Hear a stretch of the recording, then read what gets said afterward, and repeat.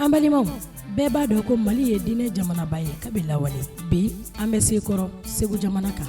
Dugu min sigira san 1100 karamɔgɔkɛ dɔ fɛ n'o ye Seku Umaru Karakeru ye n'a bɛ wele Seku Kɔrɔba. A yirala k'a fɔ nin karamɔgɔkɛ in bɔra fo arabu jamana kan siran ni gasi bolo ma. A bolibaatɔ taara a yɛrɛ sɔrɔ Segu jamana kan. A tun mana taa yɔrɔ o yɔrɔ a bɛ misiri dɔ jɔ yen.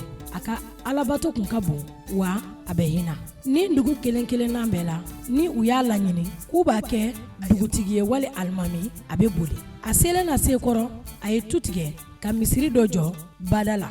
Maaw tun b'a sɛgɛrɛ a ka hinɛ kama banasun dɔ falenna misiri kɛrɛfɛ k'o kɛ mɔgɔ bisimila yɔrɔ ye.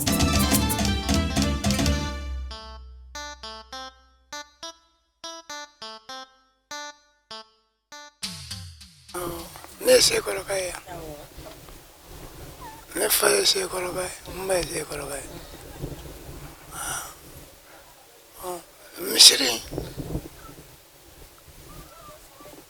Sekɔrɔba le ka misiri don o le y'a jɔ o le bɔra arabu la ka na ni misiri ye ka misiri in jɔ yan. Misiri ne Segu dugu fɔlɔ misiri ye. Awɔ. A bɔra a ye Timutu sigi parce que a bɔla alimamiya le ɲɛ. A kɛra alimamiya arabu la dugu min na a bɔla o le ɲɛ ka na a sigiyɔrɔ bɛnna Timutu ma. Timutu misiri y'a ka jɔlen a bɔra yen olu ɲɛ bɔra u bɛna a kɛ alimami ye a bɔra ka na ja a ye misiri jɔ k'a bɛ ko u b'u bɛɛ ka alimamiya a bɔla ka bɔ yen a sɔrɔ ka na an fɛ Segu yan. Kana Sekɔrɔ ka sɔrɔ ka na misiri nin jɔ yala nin tɛ basi nin tɛ sirimama nin t'ale ka misiri ye nin ye Sekɔrɔba ka misiri de ye.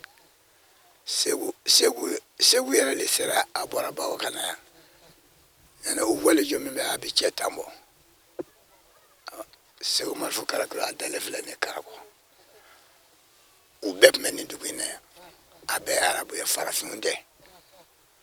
Ni min ko a bɛ yɛrɛ k'u ye o ye kuma dɔ ye k'o fɔ min yɛrɛ tɛtiri bonya don yana maa si ma bɔ ara a ye denkɛ cɛ 3 sɔrɔ o tora jɛ kɛlɛ la ani dukuna cɛ ni bɔra dukuna ne bɛ taa Barankɔrɔ jɛ min bɛ yen n'o kan ka kɔlɔ ye a den 3 bɛɛ fatura jɛ kɛlɛ la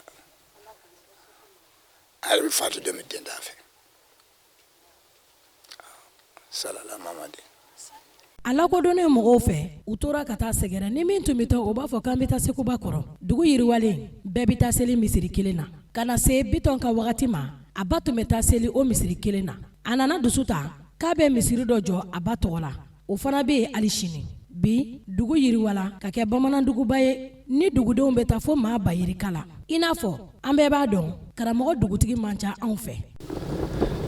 Segu Marifu Karakeru a tun bɛ yan waati le dafalen a waati dafalen a taara Bakɔde k'a ka waati k'a bɛna da yen Karakɔ a dan bɛ yen mɔgɔw bɛ bɔ yan n'u nana a kaburu juruya u bɛ bɔ yan ka taa o juruya a filɛ Kalabugu ni Kilebe cɛ Sira Sunba b'a kaburu kan awɔ a tun bɛ yan nɔ waati dafalen a sɔrɔ ka taa Bakɔ ka taa a ka waati tɔ dafa yen yanni a tun bɛ nin dugu in kɔnɔ yan awɔ.